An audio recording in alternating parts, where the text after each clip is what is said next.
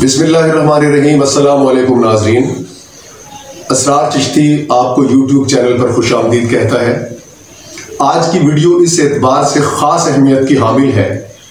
जो एक ऐसी शख्सियत के इल्म व फ़न से आपको आशना करेगी जिसने बसारत से महरूम होने के बावजूद अपनी मुख्तसर ज़िंदगी में बड़े बड़े कारनामे सरअंजाम दिए। अल्लामा इकबाल ने ऐसी ही शख्सियात के बारे में कहा है कि हज़ारों साल नरगिस अपनी बेनूरी पे रोती है, हज़ारों साल नरगिस अपनी बेनूरी पे रोती है, बड़ी मुश्किल से होता है चमन में दीदावर पैदा। तो नाज़रीन कराम, मेरी इस वीडियो की वो दीदावर शख्सियत एक ऐसी शख्सियत है जो बसीरत की दौलत से माला माल थी। उनका नाम काजी नवीद मुमताज़ है, जिन्होंने अपनी इब्तदाई तालीम इब्ने कासिम ब्लाइंड सेंटर मुल्तान में हासिल की और ग्रेजुएशन करने के साथ साथ इसी इदारे में नाबीना तलबा व तालिबात को ब्रेल भी पढ़ाई। उनके विजन का अंदाज़ा, यानी काजी नवीद मुमताज़ मरहूम के विजन का अंदाज़ा आप सिर्फ इस बात से लगा सकते हैं कि वो मुल्क के माजूर अफराद के लिए हुकूमत की कौमी पॉलिसी, नेशनल और सूबाई असम्बलियों में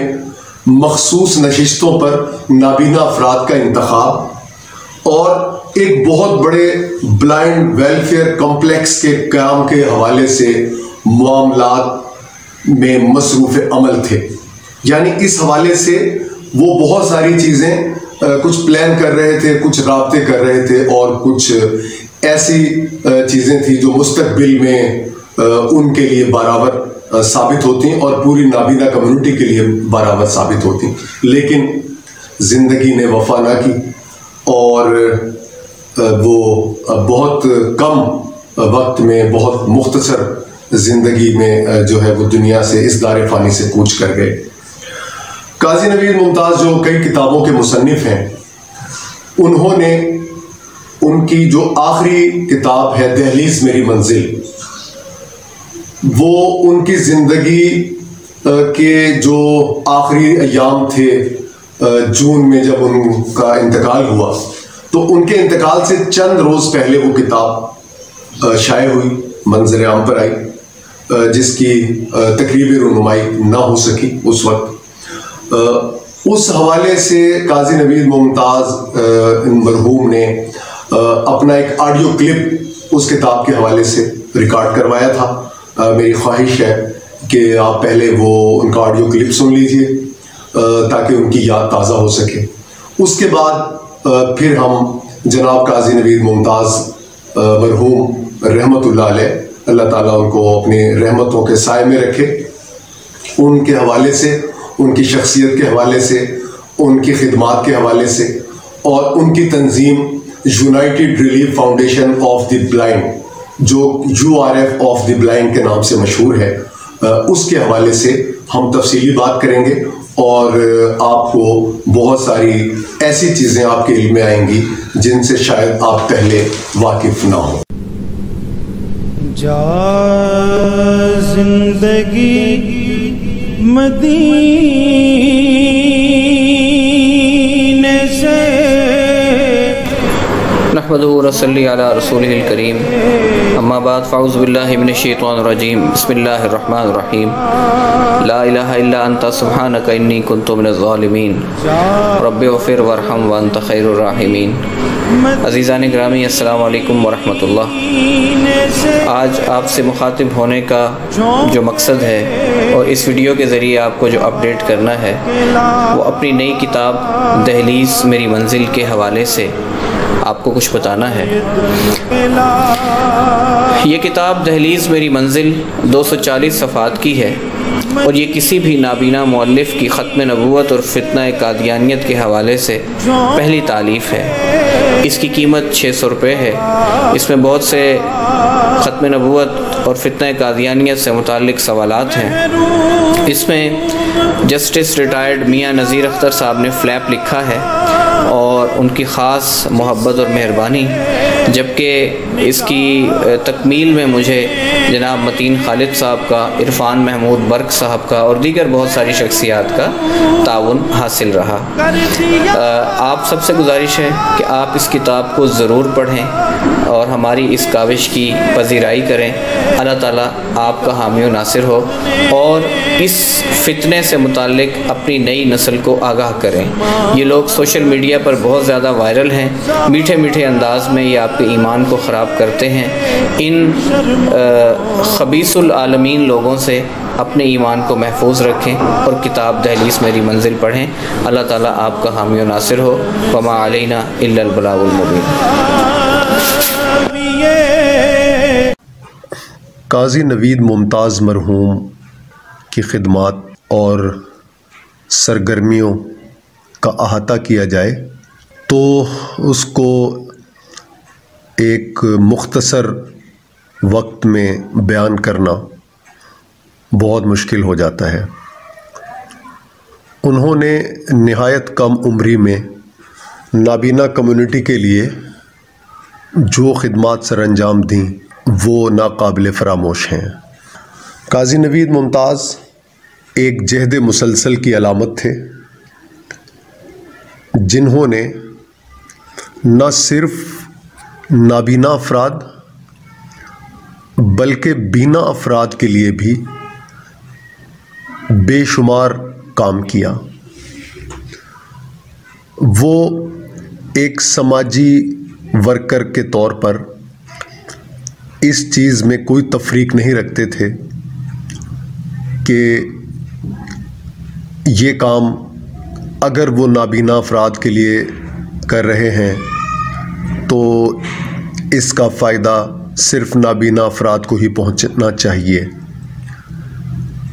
उनके जहन में हमेशा एक वसी कंसेप्ट होता था और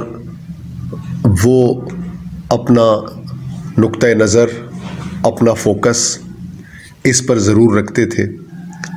कि इज्तमाई फ़ायदा पहुंचाने के लिए वो जो भी कर सकते हैं, वो जो भी कदम उठा सकते हैं, ज़रूर उठाएं। तो इस लिहाज से उनको जहद मुसलसल की अलामत करार देना ऐन इंसाफ के करीब होगा। काजी नवीद मुमताज़ ने नाबीना कम्युनिटी के लिए बेपनाह खिदमात सर अंजाम दी हैं, जो हमेशा याद रखी जाएंगी। उन्होंने 12 साल कबल अप्रैल 2008 में एक तंजीम की बुनियाद रखी जिसका नाम United Relief Foundation of the blind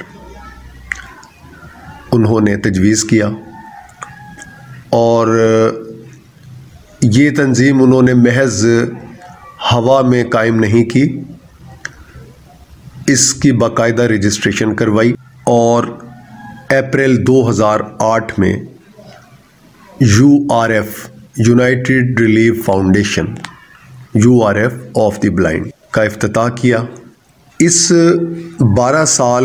के अरसे में उन्होंने जितना भी काम किया और जिन मुख्तलिफ ज़ावियों से काम किया, जिन मुख्तलिफ पहलुओं पर काम किया, ये जानकर एक आम आदमी अंगुश्त बदंदा रह जाता है, हैरान रह जाता है कि एक शख्स ने इतनी कम उम्री में, इतने कम वसाइल में, बल्कि वसाइल तो सिरे से थे ही नहीं, वसाइल बराए नाम थे और वसाइल वही उनकी मेहनत, उनकी जिद्दोजहद थी। तो ऐसे ऐसे काम वो कर गए जिसकी इस दौर में कोई दूसरी मिसाल पेश नहीं की जा सकती। काजी नवीद मुमताज़ मुसलसल मेहनत और नित नए आइडियाज़ के बाइस अपनी तंजीम को, URF को मजबूत से मजबूत तर करते चले गए। उन्होंने कोशिश की कि मुल्तान से बाहर भी वो नाबीना कम्युनिटी को, नाबीना अफराद को, बसारत से महरूम अफराद को अपनी खिदमात फराहम कर सकें, उनके लिए भी कुछ सहूलत, कुछ आसाइश पैदा कर सकें। तो इसके लिए वो पूरी तरह से मुतहरिक रहे और बैरून मुल्क भी इसी सिलसिले में उन्होंने राब्ते रखे कि जहाँ भी ओवरसीज़ पाकिस्तानी मौजूद हैं वो किसी न किसी तरह अपनी मुआवनत इन नाबीना बच्चों के लिए, इन नाबीना तलबा व तालिबात के लिए उसमें अपना हिस्सा डालते रहें। उनके जो राब्ते थे जनूबी पंजाब समेत तकरीबन 3000 के करीब ऐसे नाबीना अफराद थे जिनसे वो बराह रास्त राब्तों में रहते थे। उनकी मुश्किलात, उनके दुख दर्द, उनकी करंट इश्यूज़ पर जो भी फौरी उनको रिस्पॉन्स करने की ज़रूरत पेश आती, तो ये एक बड़ा यानी एक आम आदमी के बस की बात नहीं थी। लेकिन अल्लाह ताला ने काजी नवीस साहब को ऐसी सलाहियतों से नवाजा था कि वो मुख्तलिफ़ लम्हात में, मुख्तलिफ़ दिनों में, मुख्तलिफ़ मौक़े पर 3000 अफराद का नेटवर्क, नाबीना अफराद का नेटवर्क वो चला रहे थे। ये बहरहाल एक बड़ी मिसाल है जो काजी नवीस साहब के हवाले से पेश की जा सकती है। उनके जो प्रोजेक्ट्स थे United league foundation of the blind के, उनके जो मंसूबे थे उनमें पाक आइडियल स्कूल बराए नाबीना, जिसमें दर्जनों बच्चे और बच्चियां ज़ेरे तालीम हैं, आज भी ज़ेरे तालीम हैं, और उनके लिए खुराक, लिबास, रिहाइश, पिक एंड ड्रॉप, मेडिकल की सहूलत बिल्कुल मुफ्त फराहम की गई, जो आज भी फराहम की जा रही है। काजी नवीद मुमताज़ साहब ने इसके साथ साथ स्किल्स पर भी तवज्जो दी कि नाबीना बच्चों को तालीम और तरबियत देने के साथ साथ उनको हुनर भी सिखाए जाएं, ताकि वो किसी के सामने दस्ते सवाल दराज ना करें। वो पढ़ लिख कर या तो मुलाजमत पेशा इख्तियार करें या अपने किसी हुनर के ज़रिए अपना जो रोज़गार है उसका बंदोबस्त करें। यानी ये एक तरह से गदागरी के ख़िलाफ़ एक बहुत बड़ी जंग लड़ रहे थे काजी नवीस साहब। वो नहीं चाहते थे कि नाबीना बच्चे और बच्चियां वो डिपेंडेंट हों, किसी के दस्ते नगर हों, किसी के मोहताज हों, किसी के वजीफ़ा ख़ार हों। ये बिल्कुल उनको गवारा नहीं था। उनका ज़मीर हमेशा उन्हें मुसलसल जिद्दोजहद की तरफ राग़िब करता रहा और यही पैगाम वो आगे पहुंचाते रहे। उन्होंने दीगर जो एजुकेशनल फैसिलिटीज़ हो सकती थी बच्चों के लिए पाक आइडियल स्कूल में, वो तो फराहम की। इसके साथ साथ उन्होंने टेलीफोन ऑपरेटिंग, कंप्यूटर, खानादारी, चारपाई बनाना, कुर्सी बनाना, तस्बीह बनाना, ये जो फ़नी महारतें हैं ये भी उन्होंने इसका भी इंतज़ाम किया उस स्कूल में जो उनके जो उनका एक ख्वाब था कि एक ऐसा स्कूल होना चाहिए जहाँ नाबीना बच्चे और बच्चियाँ तालीम भी हासिल करें और हुनर भी हासिल करें और अपने आप को मुआशरे का एक बामकसद शहरी बनाएं। तो इसमें वो काफ़ी हद तक उनकी काविशें बारावर साबित हुईं और इसके अलावा उन्होंने जो एक आबादकारी का एक सिलसिला शुरू किया था कि नाबीना जोड़ों की शादियां करवाई जाएं। नाबीना जोड़ों की शादियों के हवाले से उनका एक मौक़िफ़ था कि ये जो बच्चे हैं, जब घरों में नाबीना बच्चे पैदा होते हैं या बच्चियां पैदा होती हैं तो उन्हें उनके पेरेंट्स जो है वो अदम आगही की बिना पर, अदम शऊर की बिना पर उन्हें वो अहमियत नहीं दे पाते जो अहमियत वो अपने नॉर्मल बच्चों को दे सकते हैं या देते हैं। तो इस चीज़ का उन्हें बखूबी अंदाज़ा था, क्योंकि काजी नवीद साहब ख़ुद पैदाइशी तौर पर नाबीना थे। अल्लाह ताला ने उन्हें बसारत से महरूम पैदा किया, लेकिन इसके बावजूद उन्होंने इस महरूमी को, इस माजूरी को, इस मजबूरी को अपने रास्ते की रुकावट नहीं बनने दिया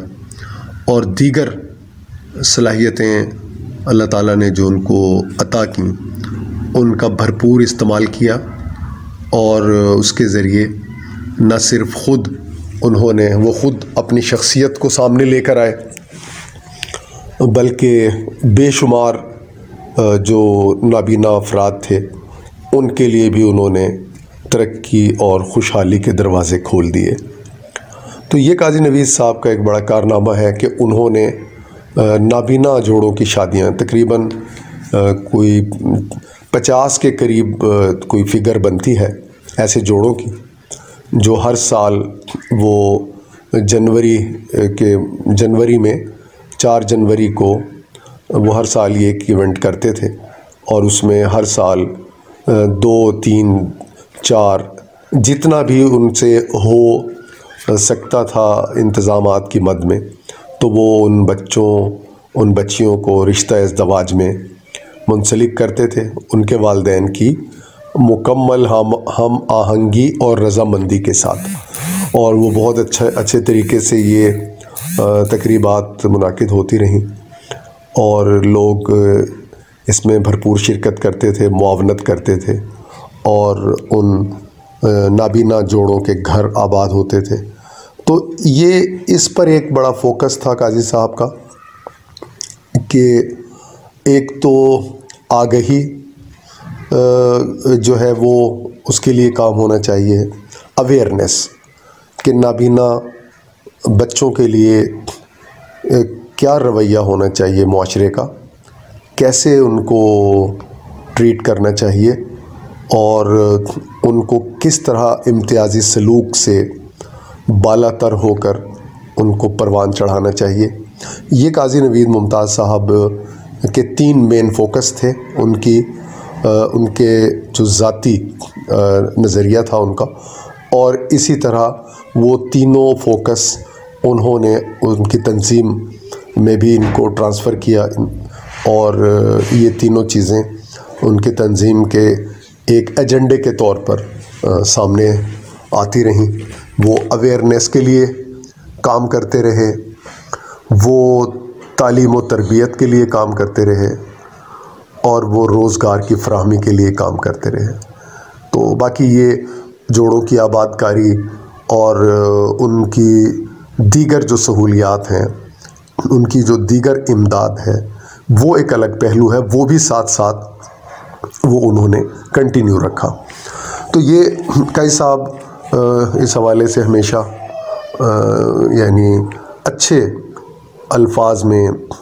तहसीन के अल्फाज में, शानदार अल्फाज में उनका ज़िक्र होता रहेगा जब तक उनका इदारा कायम है। ये भी यकीनन एक सदका जारिया है कि वो एक ऐसा इदारा कायम करके गए हैं जहां बच्चे और बच्चियां मुस्तकिल 3 टाइम उनके लिए खाने का एहतमाम होता है। इसी तरह उनकी तालीम, उनकी रिहाइश, उनकी तिब्बी इमदाद, उनकी दीगर सहूलियात, ये सारा उसी तरह जो इंतज़ाम है वो कंटिन्यू चल रहा है और उनका जो अमला है वो उसी तरह उनके मिशन पर गामज़न है। इसी दौरान जब 8 जून को काजी नवीद साहब इस दारे फ़ानी से कूच कर गए, मुख्तसर अलालत के बाद, ज़्यादा अरसा बीमार भी नहीं रहे। उस दौरान उन्हें बुखार और चेस्ट इन्फेक्शन हुआ, जो रूटीन में उनका इलाज होता रहा, जो उनके करीबी मौलिज थे। तो उसके बाद लेकिन तबीयत जो है वो उनकी नहीं संभल सकी। उसके बाद फिर उन्हें निश्तर हॉस्पिटल मुल्तान में दाखिल करवाया गया, जहां जो है वो उनके कुछ मज़ीद टेस्ट वग़ैरह हुए और उसके बाद 8 जून को उन्हें जो है वो अल्लाह ताला अपने खालिक हकीकी से जा मिले और इस तरह पूरी एक नाबीना कम्युनिटी जो है वो यतीम हो गई उनके जाने से। और बिलाशुबा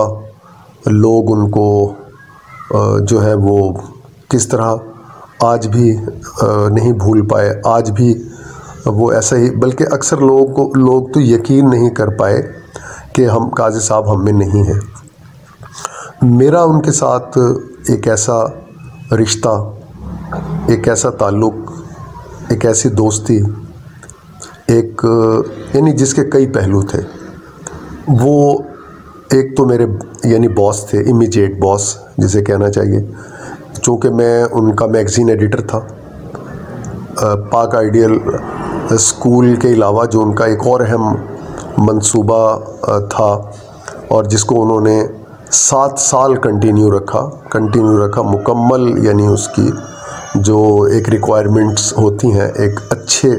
सहाफ़ती मैगज़ीन की, वो उन्होंने उसको जारी रखा और उसका नाम ऑडियो टाइम्स उस मैगज़ीन का नाम है, जिसका उन्होंने मुझे पहले शुमारे से ही मैं उनके साथ अटैच था और वजाहत साहब कंप्यूटर में थे सेक्शन में। तो ये इसी तरह और भी दीगर अफराद थे जो इसका हिस्सा थे इस टीम का। तो इसमें हम लोग जब अटैच हुए कायद साहब के साथ, तो उन्होंने हमें कुछ गाइडलाइंस दी कि मैगज़ीन को कैसे चलाना है और मैगज़ीन की क्या पॉलिसी होनी चाहिए। तो आप यकीन करें, मैं हैरान हो गया कि पहली दफ़ा एक यानी मेरी एक नाबीना, एक बसारत से महरूम चीफ़ एडिटर से यानी बात हो रही थी और उनके ख़यालात सुनकर मैं बहुत मुतासिर भी हुआ और बहुत हैरान भी हुआ। यानी उन्होंने इस मैगज़ीन की बुनियाद, इसकी अशात का एहतमाम एक नज़रिए पर रखा। उन्होंने कहा कि जी हम मुकम्मल पाकिस्तान के हक़ में बात करेंगे, हर हाल में हम मुकम्मल नामूस रिसालत सल्लल्लाहु अलैहि वसल्लम के तहफ़्फ़ुज़ के लिए अलम उठाएंगे और हम मुकम्मल जो नज़रिया पाकिस्तान, जो 2 कौमी नज़रिया जिसकी बुनियाद पे पाकिस्तान बना, उस पर हमारी जो पॉलिसी है उसका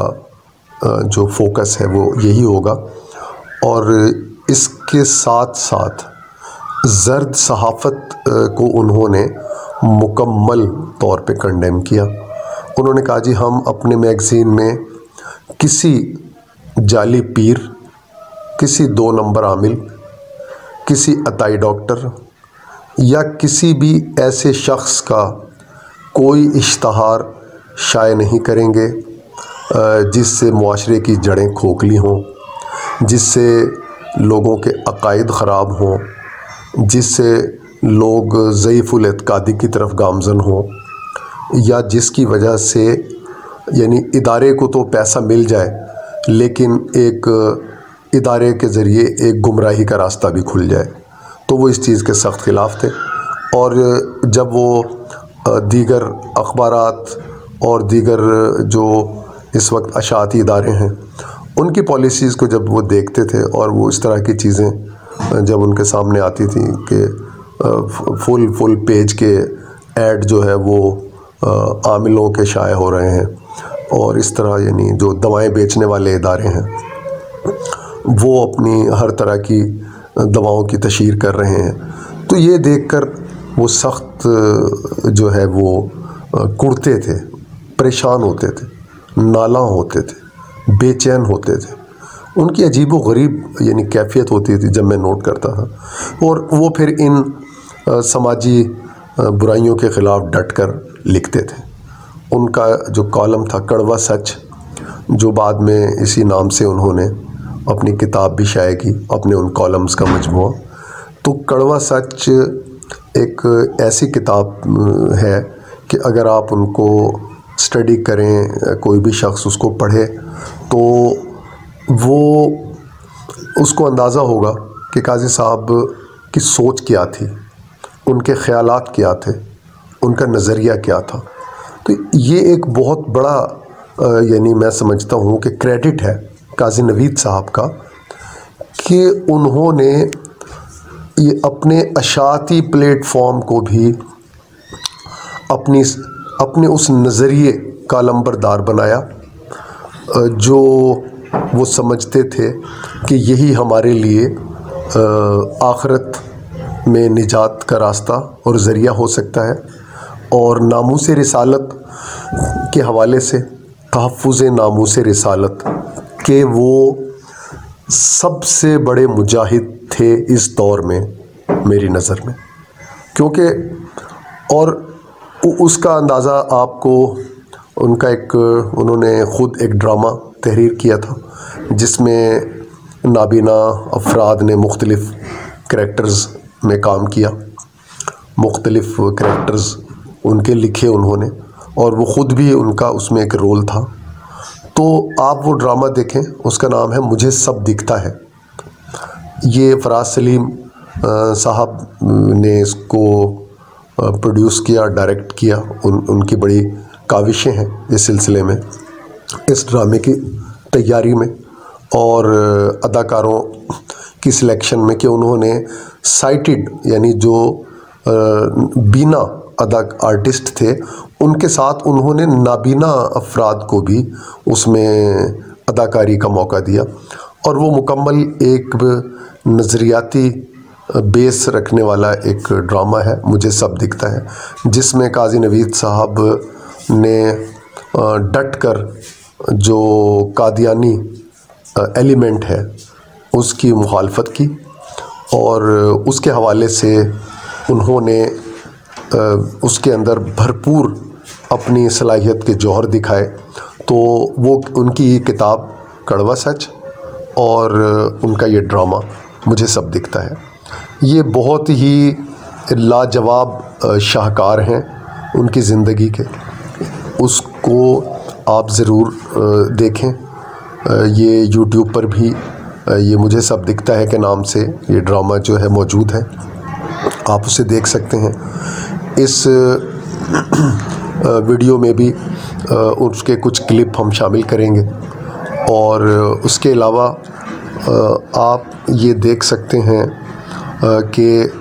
उनके जो ऑडियो टाइम्स में जो इसके अलावा भी उनका मैटर शाये होता रहा, उसके अलावा भी जो उनके इंटरव्यूज़ कुछ मैंने ख़ुसूसी इंटरव्यूज़ उनके हर सालगिरह के मौके पर मैंने किए, उसमें आप उनके नज़रियात को देख सकते हैं कि काजी साहब की क्या सोच थी, क्या नज़रियात थे, वो किस तरह नाबीना कम्युनिटी को मुआशरे के तमाम एक्टिविटीज़ में शामिल करना चाहते थे। काजी नवीद साहब की इतनी जो भरपूर एक्टिविटी है, इसको देखने के बाद यकीनन ये अंदाज़ा करना बड़ा मुश्किल हो जाता है कि ये कोई आम नाबीना शख्स इस लेवल पर जाकर इतना काम कर सकता है। माहनामा ऑडियो टाइम्स का मैंने ज़िक्र किया। इसके अलावा जो स्टैंडर्ड डिजिटल लाइब्रेरी और doctor Fatima Shah marriage program, ये वही मैरिज प्रोग्राम है जिसके तहत वो हर साल नाबीना जोड़ों की शादियां करवाते थे। और रोज़गार का बंदोबस्त करना, इसके लिए वो मुख्तलिफ़ कंपनियों से, मुख्तलिफ़ सरकारी महकमों से राब्तों में रहते थे, पता करते थे कि किस जगह पर कौन सी वैकेंसी खाली है जहां वो मतलूबा मेरिट के हामिल जो ब्लाइंड पर्सन है उसको भेज सकें और उसके रोज़गार का इंतज़ाम हो सके। इसी तरह मेडिकल स्टोर्स, मुख्तलिफ़ मेडिकल स्टोर्स से भी वो राब्तों में रहते थे ताकि वहाँ से जो अद्विया हैं वो उनकी वो डोनेशन के तौर पर बच्चों के लिए अद्वियात हासिल की जा सकें। इसके अलावा जो टेक डिवाइसेस प्रोग्राम, ये जनाब उनका एक प्रोग्राम था जिसके तहत तमाम ब्रेल और ऑडियो आलात की वो नहायत ही कम कीमत में फ़राहमी जो है वो उसका इंतज़ाम करते थे। ये उनके कारनामे हैं। इसके अलावा तक़सीमुल कुरान प्रोग्राम उनका जो है वो बड़ा अहम प्रोग्राम है, जो हर साल वो रमज़ान शरीफ में कोशिश करते थे कि 27वीं की शब जब URF में और पाक आइडियल स्कूल में तरावीह के मौके पर ख़त्म कुरान पाक होता है, तो उस मौके पर वो जो नाबीना अफराद हैं उनको ब्रेल कुरान पाक जो है वो तकसीम किए जाएं। इसका एहतमाम वो करते थे और इसमें तकरीबन 400 से ज़ायद अफराद में वो यानी अपनी ज़िंदगी में 400 से ज़ायद अफराद को कुरान पाक तकसीम कर चुके थे। इसके अलावा मजमूए अहादीस जो है बुखारी शरीफ, वो उर्दू तर्जुमे के साथ उसकी 66 जिल्दों में अशात, ठीक है जी, ब्रेल में। ये ऐसा कारनामा है काजी नवीद साहब का, और बल्कि मुल्की सतह पे ये पहला काम है जो किसी इदारे ने किया कि मजमूए अहादीस बुखारी शरीफ उसको ब्रेल में कन्वर्ट किया गया। ये बहुत बड़ा उनका कारनामा है जिसको कभी जो है वो फरामोश नहीं किया जा सकता। और इसी तरह आगही और बेदारी के लिए रोड शोज़ का एहतमाम करना और वॉक्स, सेमिनार्स और साल भर मुख्तलिफ़ मौक़े पर तकरीबात का इनेकाद, और उसमें उन तकरीबात में नाबीना बच्चों की परफॉर्मेंस वो सामने लेकर आते थे। ये सब कुछ उनके क्रेडिट पर है। इसी दौरान उन्होंने स्टैंडर्ड पब्लिकेशन के ताउन से अपना एक किताबचा शाये किया, सुबह इदराक। तो सुबह इदराक जो है ये किताबचा, ये आगही पर मबनी किताबचा है जिस की अशात नाबीना अफराद के हवाले से बहुत अहमियत रखती है कि आम लोगों के लिए उसमें अवेयरनेस है कि नाबीना अफराद के साथ उनके रवैये कैसे होने चाहिए, उनका सलूक कैसा होना चाहिए, उनका ट्रीटमेंट कैसा होना चाहिए। तो ये एक आगही पर मबनी बहुत खूबसूरत एक किताबचा है जिसका नाम है सुबह इदराक। इसी तरह उन्होंने नाबीना और बीना अफराद की हौसला अफजाई के लिए एक स्पेशल एक सिलसिला शुरू किया सालाना बेसिस पर। उसका नाम उन्होंने रखा कायदे आज़म स्पेशल एक्सीलेंस अवार्ड। तो अब आप ये देखिए कि ऐसे वार्ड का इजरा उन्होंने किया। फिर उसके अलावा एक हफ्त रोज़ा बसीरत .net के नाम से उन्होंने एक हफ्त रोज़ा यानी ऑनलाइन मैगज़ीन उसका आगाज़ किया। इसी तरह इंटरनेशनल एकेडमी ऑफ ब्रेल का क़याम, यानी ये एक ऐसे उनके मंसूबे, ऐसे कारनामे हैं कि जिनका आप ज़िक्र करते जाएं जो ख़त्म होने का नाम नहीं लेते। तो यकीनन ये तमाम जो प्रोजेक्ट्स हैं ये काजी नवीद मुमताज़ साहब की सलाहियतों का मुँह बोलता सबूत हैं। इसमें कोई शक नहीं कि काजी साहब ने अपनी मुख्तसर ज़िंदगी में जो उनको 35 साल अल्लाह ताला ने दिए, उनकी जो पैदाइश का दिन है वो भी आप देखें कि 25 दिसंबर उनकी पैदाइश का दिन है। यानी जिस दिन हम कायद आज़म की सालगिरह सेलिब्रेट करते हैं उसी दिन की तारीख़ अल्लाह ताला ने उनके नसीब में लिखी, पैदाइश का दिन। और 25 दिसंबर 1985 ये उनका यौम विलादत है काजी नवीद मुमताज़ का। और 8 जून 2020 ये उनका यौम इंतकाल है, जब वो हम सब को उदास, तन्हा और गमगीन छोड़कर चले गए। तो ये मुख्तसर यानी पीरियड अब आप देखें कि 35 साल कितना यानी अरसा है जिसमें कोई शख्स इतने काम कर सकता हो। बिलाशुबा ये काजी नवीद मुमताज़ ही थे जो नाबीना अफराद के लिए मुसलसल जिद्दोजहद करते हुए इस मकाम पर पहुँचे और अपने इदारे को भी इस मकाम तक पहुँचाया। और उनके इंतकाल के बाद जो सबसे बड़ा मरहला था इंतकाल इक़्तिदार का, कि उनकी जगह जो है वो ज़िम्मेदारियों का और इदारे को चलाने का जो मरहला है वो भी अल्लाह ताला का शुक्र है कि बहुत एहसन तरीके से अंजाम पाया है। और बहुत ही उसमें अल्लाह ताला ने मदद की इस नाबीना कम्युनिटी की, कि जिन्होंने अपनी एग्जेक्टिव बॉडी थी जो United Relief Foundation of the blind की जो एग्जेक्टिव बॉडी है, उसने इंतखाब किया काजी नवीद मुमताज़ साहब के बाद जो वाइस चेयरपर्सन थी मोहतरमा नैयर रहमान साहिबा। तो मोहतरमा नैयर रहमान साहिबा का इंतखाब किया गया अक्सरियती राय से। और क्योंकि मोहतरमा नैयर रहमान साहिबा की बहुत ज़्यादा ख़िदमात इस इदारे के हवाले से रही हैं और उन्होंने ही काजी नवीद मुमताज़ साहब की पहली शरीक हयात के तौर पर इस तंजीम की बुनियाद रखी। और इस तमाम इसके जो मुश्किल वक्त था तंजीम का और जो मुश्किल मराहिल थे और जब सख्त जिद्दोजहद और मेहनत दरकार थी, तो उसमें मोहतरमा नैयर रहमान साहिबा काजी नवीद साहब के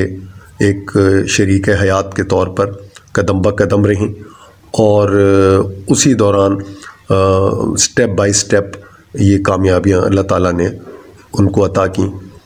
मेरी पहली मुलाकात इस नाबीना जोड़े से जो हुई उसका भी एक बड़ा एक दिलचस्प वाक़या है, वो मैं आपको सुना देता हूँ, जिससे आपको अंदाज़ा होगा कि काजी नवीद साहब के साथ जो मेरा 8 साल का रिश्ता है, 8 साल से जो उनके साथ ताल्लुक़ था वो किस तरह कायम हुआ और उसके बाद में किस तरह उनकी टीम का हिस्सा बना। और ये उनके हवाले से ये जो उनकी शख्सियत पर, उनके फ़न पर, उनकी ज़िंदगी पर, उनकी तंजीम पर ये एक वीडियो के ज़रिए उनकी ख़िदमात को सामने लाना ये यकीनन मुझ पर कर्ज़ भी था और मुझ पर फ़र्ज़ भी था। तो ये मैं काफ़ी दिनों से सोच रहा था कि ये चीज़ें सामने आनी चाहिए, उनकी ज़िंदगी के ऐसे गोशे हैं वो सामने आने चाहिए। तो लेकिन उनके जाने के बाद इतनी ज़्यादा यानी तबीयत में इज़्तिराब था और एक उदासी थी कि मेरे लिए इस टॉपिक पर बात करना बहुत मुश्किल हो रहा था। तो अब मैंने ख़ुद को संभाला है और अल्लाह ताला से दुआ की है कि अल्लाह ताला उनके हवाले से मुझे कुछ बात करने की हिम्मत और तौफ़ीक अता करे, ताकि मैं अपना वो कर्ज़ और फ़र्ज़ अदा कर सकूं। तो मेरी जो पहली मुलाकात थी काज़ी नवीद साहब के हवाले से, वो थी, मैं उन दिनों रोज़नामा नया दौर में बतौर चीफ़ न्यूज़ एडिटर काम कर रहा था। तो काज़ी साहब और उनकी मिसेज़ मोहतरमा नैयर रहमान साहिबा, ये उस वक्त अपनी किसी कैंपेन पे निकले हुए थे, शायद मुख्तलिफ़ अखबारात के दफातर में जा रहे थे। और यानी इनका ये पॉइंट ऑफ व्यू था कि यानी मीडिया के ज़रिए, प्रिंट मीडिया के ज़रिए जो है अपनी आवाज़ लोगों तक पहुंचाई जाए। और उन दिनों वो इब्तदाई मराहिल में थे और शदीद मुश्किलात से दो चार थे, जो एक इब्तदाई तौर पर किसी भी तंजीम के लिए जो मुश्किल मरहला होता है वो उन्हें दरपेश था। तो जब मुझे बताया, नीचे से गेट से बताया गया, मैसेज आया इंटरकॉम पर कि जी कोई दो नाबीना अफराद आपसे मिलना चाहते हैं। मुझसे तो नहीं मिलना चाहते, यानी वो अखबार के दफ्तर में आए थे अपनी बात करने के लिए। तो जब मुझे बताया गया तो मैंने उनको कहा कि भाई इनको आप पहुंचवाएं ऊपर आप मेरे रूम में। तो इस तरह फिर वो तशरीफ़ लाए, तो पता चला कि यानी उन दो अफराद में वो दोनों मियाँ बीवी हैं। तो ये मेरा पहला तारुफ़ था काज़ी नवीद मुमताज़ से और मोहतरमा नैयर रहमान साहिबा से। तो फिर उन्होंने उस वक्त बड़ी खुशी का इज़हार भी किया और बड़ी मोहब्बत और अपनाइयत का इज़हार करते हुए कहा कि जी हम मुख्तलिफ़ दफातर में गए हैं, लेकिन हमें कोई ऐसा रिस्पॉन्स नहीं मिला, किसी ने हमें इस तरह नहीं बुलाया, किसी ने हमें बिठाकर इस तरह हमारी बात नहीं सुनी, तो हम आपके मशकूर हैं। तो मैंने कहा जी बिल्कुल, ये मीडिया का काम है कि जो भी मीडिया के दफ्तर में, जो भी अखबार के ऑफ़िस में कोई अपनी मुतालबा, कोई अपील, कोई फ़रियाद लेकर आता है, तो हमारी ज़िम्मेदारी है कि हम उसका मौक़िफ़ जो है वो शाया करें। तो इस तरह फिर मैंने जब उनकी मुख्तसर गुफ्तगू सुनी, उनके इदारे के हवाले से उनकी तमाम ख़िदमात और जो जहाँ तक वो अभी थोड़ा सा सफ़र तय कर चुके थे इस तंजीम का, तो वो उन्होंने बताया। तो फिर मैंने सोचा कि इस जोड़े का एक कंबाइन इंटरव्यू होना चाहिए। तो फिर मैंने अपने जो चीफ़ रिपोर्टर थे उस वक्त, सलीम शाद साहब थे शायद, तो उनके ज़रिए फिर मैंने वो एक इंटरव्यू उनका तैयार करवाया, उनसे कुछ सवालात किए और इस तरह वो हमने फ्रंट पेज पर जो है वो उनका इंटरव्यू शाया किया उस दिन, जिसके बाद उन्हें अच्छा यानी रिस्पॉन्स मिला उस इंटरव्यू का। कुछ लोग उनसे कनेक्ट हुए, कुछ लोग राब्तों में आए, तो जिसकी वजह से और उस वक्त सबसे पहला जो कोऑपरेशन था, जो पहला कंट्रीब्यूशन था यानी उनकी आवाज़ पर, तो वो हमारे इदारे के जो चीफ़ एडिटर थे चौधरी मोहम्मद यूनुस अली साहब, वो सबसे पहले उन्होंने अपना हिस्सा डाला और उन्होंने उनसे टेलीफ़ोन पर बात की अगले दिन इंटरव्यू शाया होने के बाद। और जो वो उस वक्त उनकी यानी अकॉर्डिंग टू सिचुएशन या अकॉर्डिंग अपनी इस्तात के मुताबिक जो वो कर सकते थे, उनके लिए उन्होंने वो पहला ताउन किया, यानी जिसे आप बारिश का पहला कतरा भी कह सकते हैं। तो इस तरह काज़ी नवीद साहब के साथ जो है वो राब्ता जुड़ा और फिर उनकी इस तरह कॉल्स आती रहीं, वो बताते रहे। और फिर अचानक उन्होंने मुझे बताया कि जी वो एक मैगज़ीन जो है वो शाया करना चाहते हैं उसका, क्योंकि जिस तरीके से हमें मीडिया को हमें कवरेज देनी चाहिए। मीडिया हमें उस तरीके से हमारी आवाज़ को नहीं उठा रहा, तो हम ये चाहते हैं कि हमारा अपना एक मैगज़ीन हो जिसके ज़रिए हम नाबीना अफराद के मसाइल को उजागर करें, उनकी आवाज़ को उठाएं, और वो ऐसा मैगज़ीन हो जो सिर्फ़ नाबीना कम्युनिटी का तर्जुमान तो होगा, लेकिन बीना अफराद तक भी उसकी रसाई हो, बीना अफराद भी उसे पढ़ें, और उसके बाद जो है वो यानी इस तरह का एक आइडिया यानी उन्होंने मेरे साथ शेयर किया। इस सारी डिस्कशन के बाद जो उनके आइडियाज़ थे मैगज़ीन के हवाले से, तो उसके बाद फिर शायद जुलाई 2013 में इस मैगज़ीन की जो है वो अशात का आगाज़ किया गया। पहला शुमारा 56 सफ़ात का था। उसके बाद उन्होंने बतदरीज इसमें इजाफ़ा किया और आखिर तक जब तक उनकी ज़िंदगी के आखिरी अयाम तक जब मैगज़ीन शाये होता रहा, तो उस वक्त उसके सफ़ात 104, 110, 120 इस तरह यानी उसकी जो पेजेस थे वो बढ़ चुके थे। तो ये सारा, और काजी नवीद साहब का इसके ऊपर भरपूर फोकस था कि वो उनकी ख्वाहिश थी कि ये मैगज़ीन जो है वो कंटिन्यू रहे और इदारे की आवाज़ जो है वो आगे तक जो है वो जाती रहे। तो इस हवाले से काई साहब का ये कारनामा एक ऐसा कारनामा है नाबीना अफराद के लिए जो यकीनन हमेशा याद रखा जाएगा। काई साहब के हवाले से, उनकी ज़ाती ज़िंदगी के हवाले से भी कुछ लोग जो है वो कन्फ्यूजन्स का शिकार रहे, और हक़ाइक़ चूँकि लोगों को नहीं पता होता, आम लोगों तक वो जो इंसान की, वैसे तो ये पर्सनल मैटर्स हैं, किसी को इसमें मुदाखलत का हक़ नहीं होना चाहिए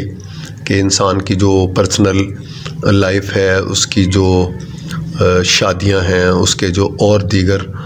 मामलात हैं जो उसकी निजी ज़िंदगी से ताल्लुक़ रखते हैं, तो इसके हवाले से यकीनन बात नहीं होनी चाहिए। लेकिन चूँकि एक कन्फ्यूजन इसमें क्रिएट करने की कोशिश करते हैं कुछ उनके नाक़िदीन जो हैं,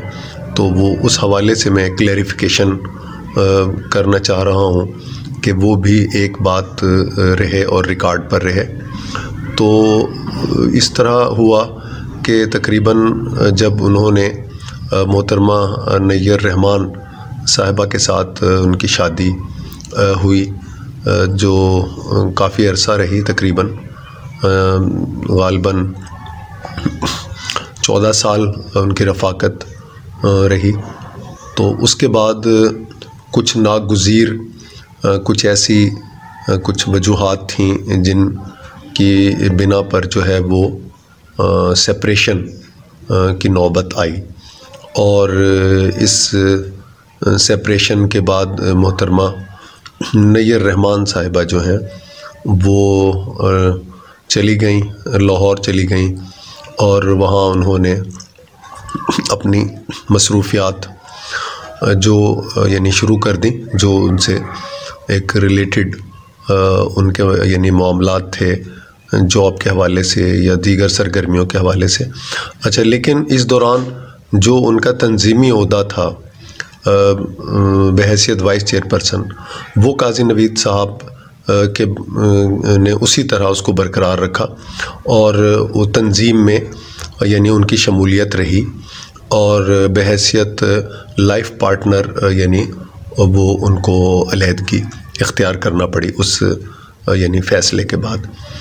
तो उसके बाद तकरीबन अपनी वफ़ात से कुछ 1.5 साल कबल काजी नवीद साहब ने सेकंड मैरिज की, और वो मोहतरमा मारिया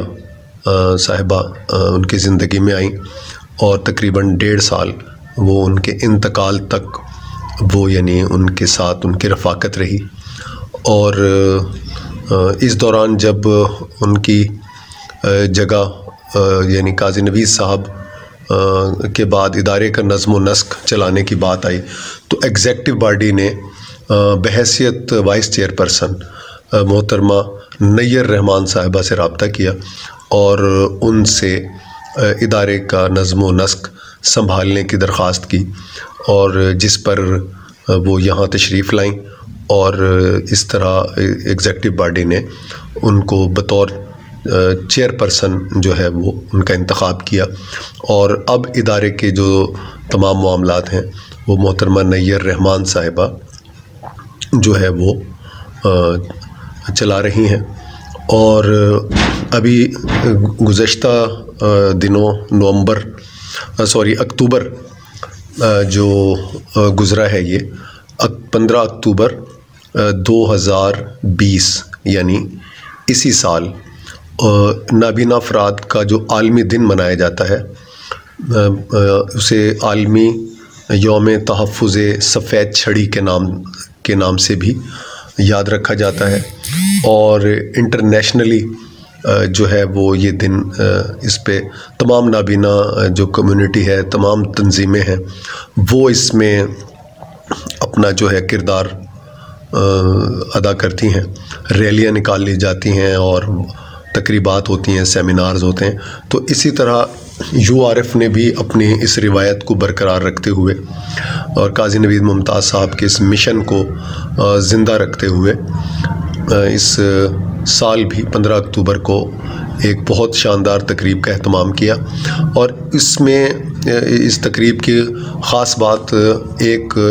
वो मैच था जो आवाम की तवज्जो का मरकज़ बना, और MCG ग्राउंड नवां शहर मुल्तान में नाबीना क्रिकेट टीमों के दरमियान मैच का इनेकाद किया गया उस आलमी दिन के मौके पर। इस मौका पर आपको ये भी बताता चलूँ कि जो दोनों नाबीना टीमें थीं उनमें जो खिलाड़ी शामिल थे उनके हवाले से मैं आपको बता देता हूँ। URF मुल्तान की जो टीम थी, जो मेज़बान टीम थी, उसके कैप्टन हैं मोहम्मद ख़ान साहब जो कप्तान हैं, और वाइस कैप्टन कमर ज़मान, और बाकी खिलाड़ियों में मोहम्मद वकील भट्ट, मोहम्मद रफ़ीक, उबैद अनवर जट, मोहम्मद औरंगज़ेब, असद हसनैन, मोहम्मद इब्राहीम, अब्दुर्रहमान,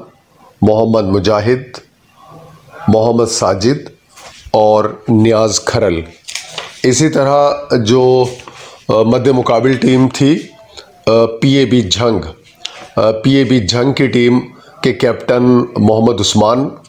और नाइब captain vice captain Munawwar Hasan, और दीगर खिलाड़ियों में नासिर रब नवाज़, नईम यूनुस, इब्राहिम आसिम, ग़ुलाम मोहिउद्दीन, ज़फ़र सईद, अहमद अली, जाबिर अली, उमर फ़ारूक, तौसीफ़ुर रहमान और मोहम्मद इलियास। ये खिलाड़ी शामिल थे इन दोनों टीमों में, जिन्होंने बहुत दिलचस्प मुकाबला किया, और दिलचस्प मुकाबले के बाद URF मुल्तान की टीम विनर रही और मेहमान टीम दूसरे नंबर पर रही। और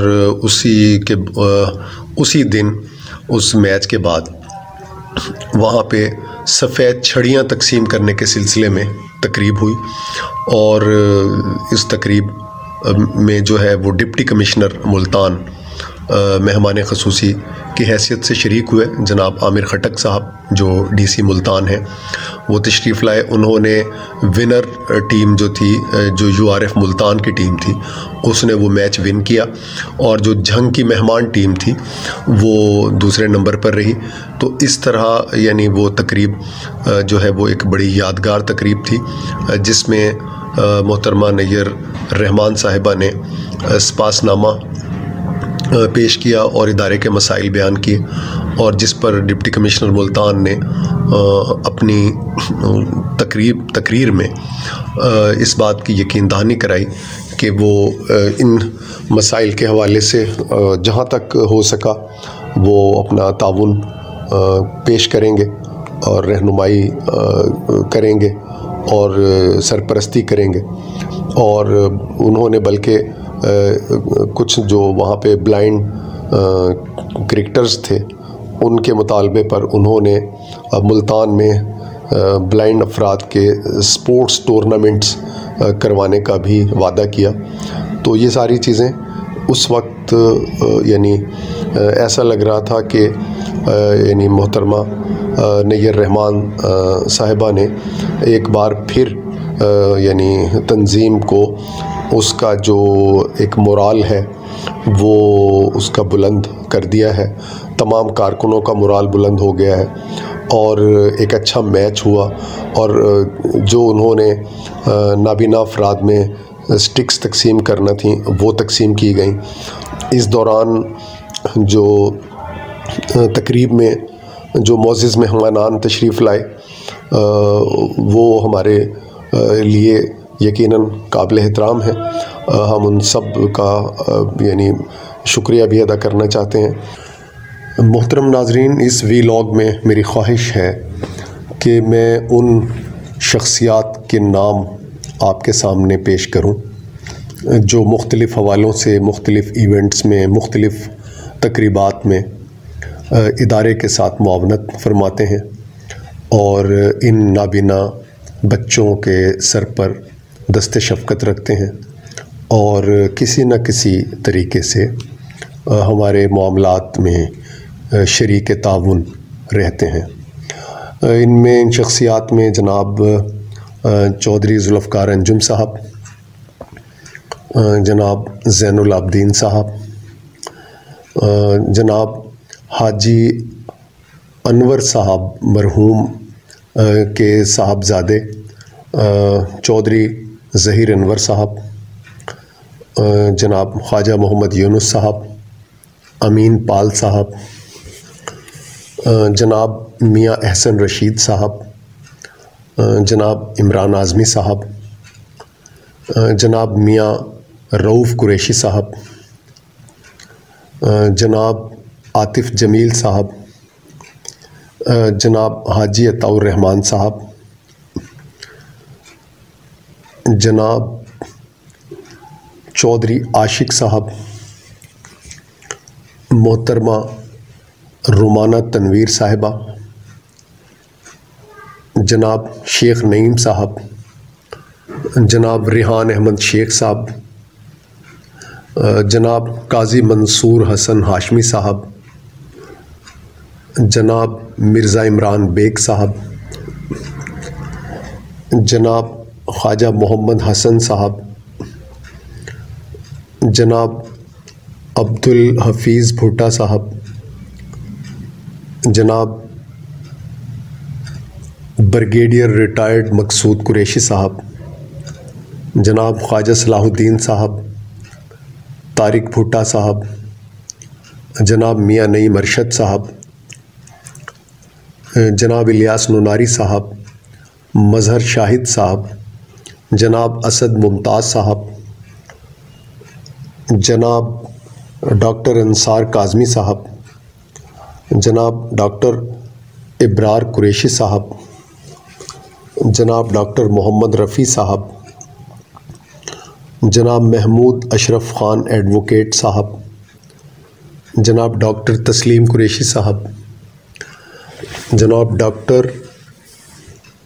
इश्तियाक अहमद शहजाद साहब,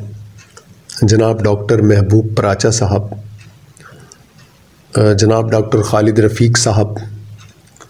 प्रोफेसर डॉक्टर हमीद रज़ा सिद्दीकी साहब, जनाब अब्दुल लतीफ़ अनवर साहब, जनाब मोहम्मद अफ़ज़ाल हुसैन साहब,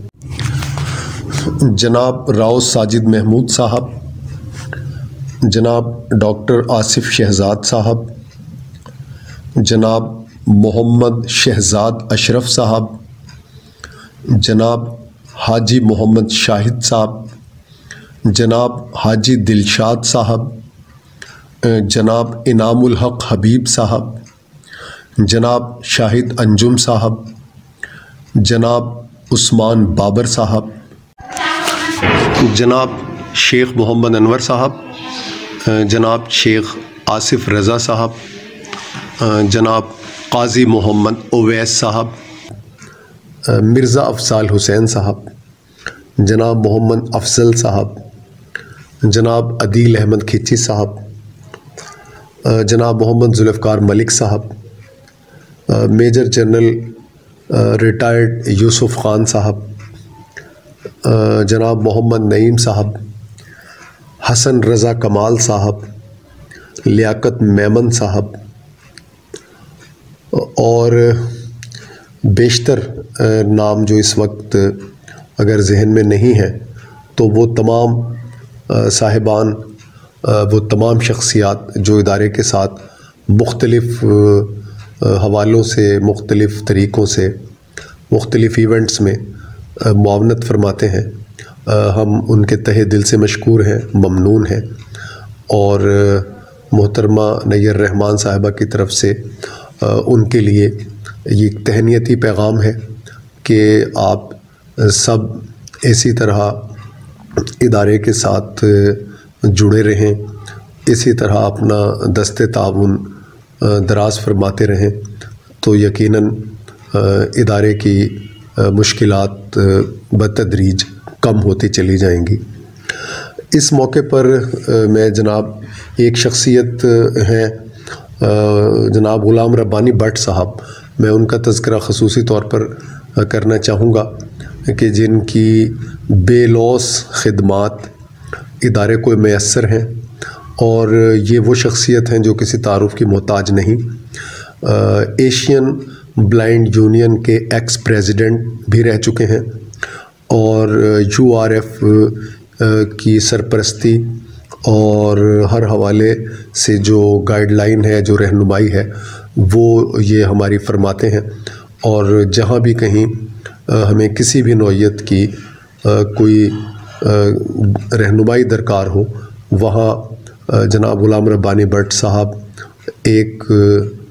शफ़ीक रहनुमा की सूरत में हमें दस्तयाब होते हैं। इदारा उनका भी दिल की गहराइयों से ममनून है। United Relief Foundation of the blind का इस वक्त जो तंजीमी ढांचा है उसमें जो लोग काम कर रहे हैं, मैं उनके हवाले से भी आपको आगाह करता चलूँ। उसमें United Relief Foundation of the blind की चेयरपर्सन है मोहतरमा नैयर रहमान साहिबा, वाइस चेयरमैन हैं मोहम्मद ख़ान साहब, जनरल सेक्रेटरी हैं अब्दुल राशिद साहब, जॉइंट सेक्रेटरी हैं उबैद अनवर जट साहब, इंफॉर्मेशन सेक्रेटरी हैं मोहम्मद तनवीर भट्ट साहब, फाइनेंस सेक्रेटरी हैं मोहम्मद अकमल साहब और सेक्रेटरी अफेयर्स हैं मोहम्मद वकील भट्ट साहब। इसके अलावा एग्जेक्टिव मेंबर्स में वसीम सज्जाद साहब और ग़ुलाम जाफ़र तैयार साहब शामिल हैं। तो ये 9 रुकनी जो बॉडी है, जनरल बॉडी और एग्जेक्टिव बॉडी, ये इस वक्त URF ऑफ द ब्लाइंड के लिए काम कर रही है, जो तमाम फ़ैसले मुश्तरका तौर पर किए जाते हैं और अक्सरियती राय से किए जाते हैं। इसके अलावा नाबीना अफराद के मामलात को ख़ुसूसी तौर पर देखने के लिए उनसे, उनकी रिहाइश के हवाले से और दीगर जो बाहर से जो आने वाले ब्लाइंड पर्सन्स हैं कि उनके हवाले से जो पॉलिसी मैटर्स और जो दीगर मामलात हैं, उन अमूर को देखने के लिए एक 3 रुकनी कमेटी भी बनाई गई है, जिसमें जनाब वकील भट्ट साहब, वसीम सज्जाद साहब और ग़ुलाम जाफ़र तैयार साहब, ये उस 3 रुकनी कमेटी में शामिल हैं जो इस हवाले से तमाम फ़ैसले करते हैं कि नाबीना अफराद को, जो लोग गेस्ट हैं जो बाहर से आते हैं, उनको किस तरीके से हॉस्टलाइज़ करना है, उनको कैसे मेहमान नवाजी करनी है और उनके दीगर जो मामलात हैं उनको कैसे हैंडल करना है, ये कमेटी इन अमूर की देखभाल करती है। तो बाकी जो मामलात हैं, दीगर जो आइंदा के जो प्रोजेक्ट्स हैं, उनमें 2 चीज़ें बड़ी अहम हैं, वो मैं आपके से कोशगुजार कर रहा हूँ। मैं चूँकि बतौर मीडिया कोऑर्डिनेटर भी इस इदारे के साथ अटैच हूँ, यूआरएफ के साथ। यूआरएफ यानी United Relief Foundation of the blind. तो उस हवाले से मैं जो एक मामला जो मैडम नैयर रहमान ने भी अपने स्पासनामे में पेश किया, वो है इदारे की जो दोनों जो बिल्डिंग्स हैं वो किराए की हैं। यानी किराया की मद में ऐसे इतने बड़े प्रोजेक्ट को, इतने बड़े फलाही प्रोग्राम को चलाना, ये एक बड़ा मुश्किल मरहला और बड़ा मुश्किल काम है। वो यकीनन आप समझ सकते हैं कि जब तक स्कूल की अपनी ज़ाती बिल्डिंग ना हो या ऑफिस और हॉस्टल की ज़ाती बिल्डिंग ना हो, तो उस वक्त तक ये जो तसलसल है इन सारी सरगर्मियों का, इस दरस व तदरीस का और दीगर जो नाबीना अफराद के लिए काम हो रहा है, तो उसके लिए भी मेरी ये गुजारिश है तमाम जो मुखय्यर हजरात हैं जो ये बात सुन रहे हैं जहाँ भी हैं, कि वो एक मरतबा ज़रूर तशरीफ़ लाएँ, विज़िट करें इदारे का और देखें कि वहाँ किस तरीके से नाबीना बच्चों और बच्चियों को तालीम दी जाती है, किस तरह उन्हें हुनर सिखाए जाते हैं, किस तरह उनको दीगर सहूलतें फ़राहम की जाती हैं, और इसके अलावा किस तरीके से ये साल भर में जो तकरीबात होती हैं उनको अरेंज किया जाता है। तो ये यकीनन ये सब आपके ताउन से ही मुमकिन है। तो आप कोशिश कीजिए कि इदारे को उसकी छत मिल सके, इदारे को उसका जो एक मकाम है वो हासिल हो सके। इस सिलसिले में हुकूमत से भी मेरी अपील है, जो मुताल्लिका हुकाम हैं, जो अफसरान हैं, जो पंजाब के सूबाई वज़ीर हैं, वज़ीर ख़ुसूसी तालीम हैं ख़ास तौर पे, तो उनसे भी मेरी गुजारिश है कि वो इस मामले में अपना किरदार अदा करें और इदारे के लिए उनकी जो छत है उसके लिए उनको कोई जगह ऐसी फराहम कर दी जाए या कोई बिल्डिंग ऐसी उनको दे दी जाए जिससे ये किराया की जो बोझ है, किरायों का बोझ है, उससे ये निजात हासिल हो सके। और बच्चे जो हैं, जो जितने भी ब्लाइंड बच्चे ज़ेर तालीम हैं, जो हॉस्टलाइज हैं, उनके लिए जो शिफ्टिंग के जो मराहिल हैं बार बार उनका सामना न करना पड़े। और इस तरीके से ये एक अपील भी है उन मुखय्यर हजरात के नाम जो मदद करते हैं, फलाही इदारों की सरपरस्ती करते हैं, जो ऐसे नेक अमल में अपना हिस्सा डालते हैं। तो यकीनन ये एक कार खैर है, इसमें उनको ज़रूर जो है वो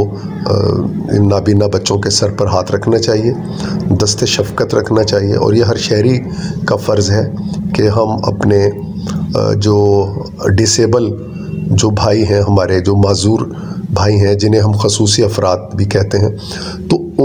उनको साथ लेकर चलें, उनका हाथ पकड़ कर चलें, ताकि उन्हें किसी तन्हाई और किसी महरूमी का एहसास ना हो। ये अपने तौर पर तो मुकाबला कर रहे हैं, सब कुछ अपनी सलाहियतें बरूए कार ला रहे हैं। अगर शहरी भी इनके साथ खड़े हो जाएं, आम हर शख्स, मेरी तो बल्कि ये रिक्वेस्ट है कि जितने भी बच्चे हैं इदारे में, उन पे आप ये देखें कि एक बच्चे के ऊपर माहाना कितने अखराजात आ सकते हैं। तो हर एक जो साहिब सरवत है, साहिब हैसियत शहरी है, वो अगर सिर्फ़ एक बच्चे को भी अगर के अखराजात भी अगर वो अदा करते रहें या उनका अपने उसमें शामिल कर लें अपने अखराजात में उनको भी, तो ये एक मुस्तकिल एक सदका जारिया यानी बन सकता है। और इस तरह इदारे के ऊपर जो माली मुश्किलात का बोझ है वो भी कम हो सकता है। और इस तरीके से ये सारा जो फलाही मंसूबा है ये आगे बढ़ सकता है। तो इसके लिए मेरी तमाम मुखय्यर अफराद से अपील है कि आप इस सिलसिले में ज़रूर अपना दस्ते ताउन दराज करें और काजी नवीद मुमताज़ साहब के मिशन को आगे बढ़ाने के लिए आपका ताउन और आपकी हौसला अफजाई बहुत ज़्यादा ज़रूरी है। इसके अलावा काजी नवीद साहब के दौर में भी जो मुआविनीन इदारे के साथ उस वक्त मुंसलिक रहे, हम उनके भी मशकूर हैं और अल्लाह ताला उन्हें जज़ाए खैर अता फ़रमाए और अल्लाह ताला उनके लिए आसानियाँ पैदा करे और उनको अपनी हिफ्ज़ व अमान में रखे। ये उन समेत तमाम इदारे के मुआविनीन के लिए भी जो है हम दुआ गो हैं कि अल्लाह ताला इन सब को अपनी हिफाजत में रखे।